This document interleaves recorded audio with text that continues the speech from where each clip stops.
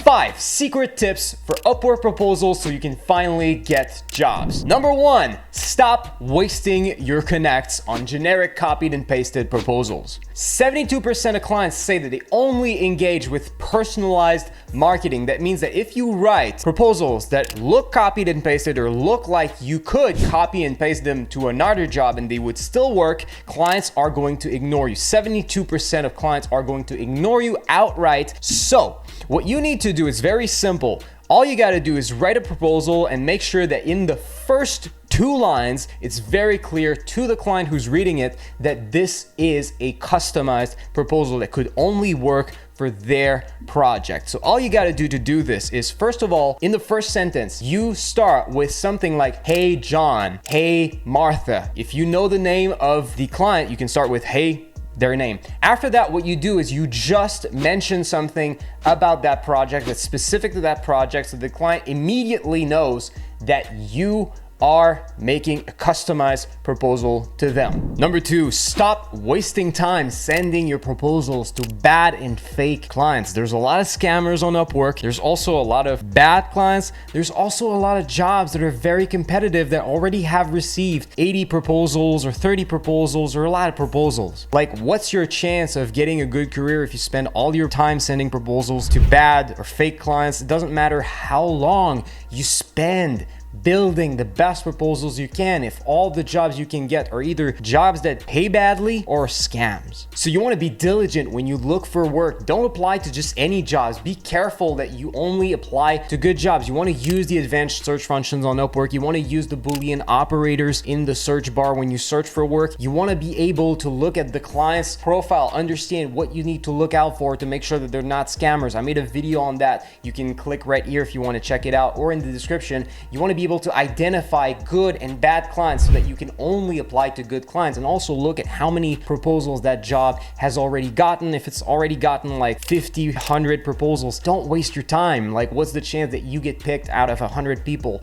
Try to find jobs that are less competitive. Try to find good clients and only send your proposals to these clients. It's probably going to save you so much more time, and you're gonna have to spend way less money in connects and be able to find jobs cheaper and easier, and jobs that tend to pay a lot more money if you only send proposals to good clients. Number 3, write the way that you talk. Most people who write proposals or any piece of marketing write in a way that's very academic, right? You write the same way that you write in school, but the problem with that is that in school, you are rewarded for trying to look intelligent. You try to use a variety of words. You try to use very scientific words sometimes. That's not what you're trying to do with some marketing pieces. In marketing, your goal is not to look intelligent. Your goal is to be easily understood and look likable. One of the things that you probably don't realize is that clients base a lot of their decision when it comes to which freelancer they work with just based on the fact of whether or not this freelancer looks like a cool dude. And just writing the way that you talk, which is probably one of the most important pieces of advice taught in most direct marketing courses, just talking and just learning to write the way that you talk should fix over 80% of all your writing issues in your proposal. Number 4, you want to create a client account. Go see what it's like to be a client on Upwork. This is going to allow you to make job postings similar to the ones that you want to apply to, and this is going to allow you to see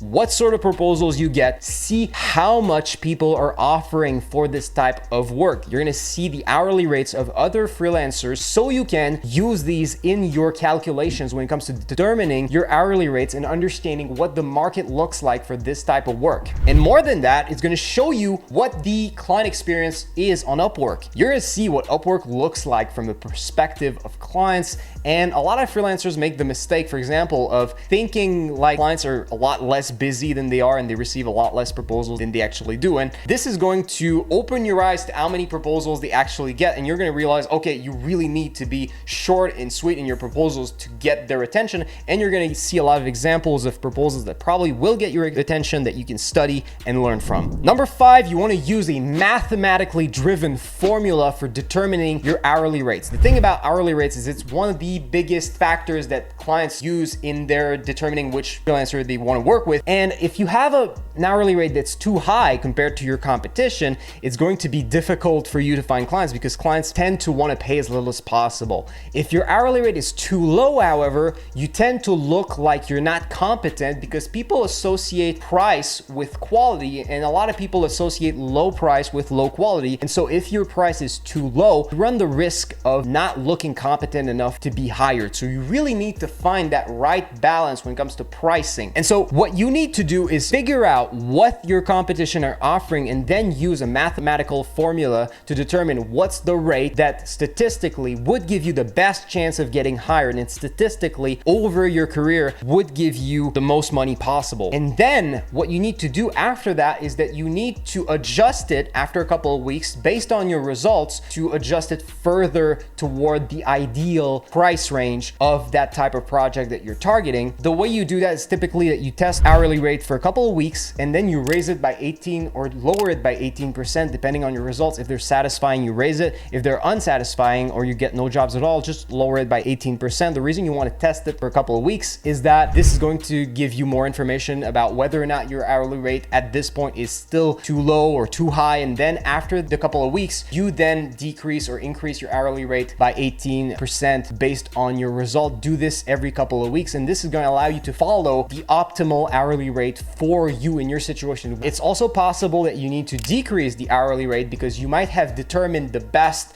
ideal hourly rate mathematically, but maybe your proposal sucked. So maybe you just need to lower it because even though you have the ideal hourly rate, if you don't have good proposals, you won't find jobs. If you want to learn how to write good proposals step by step and get a template that you can follow to write good proposals, click the link in the description. I've included a link to my free PDF guide where I share with you my process for writing really good proposals that stand out. If you want to know exactly what to write in your proposals, that's the way to go. If you have any questions about this or you have topics that you want me to cover, tell me in the comments. With that, I hope you have a great day and I'll see you soon. Take care.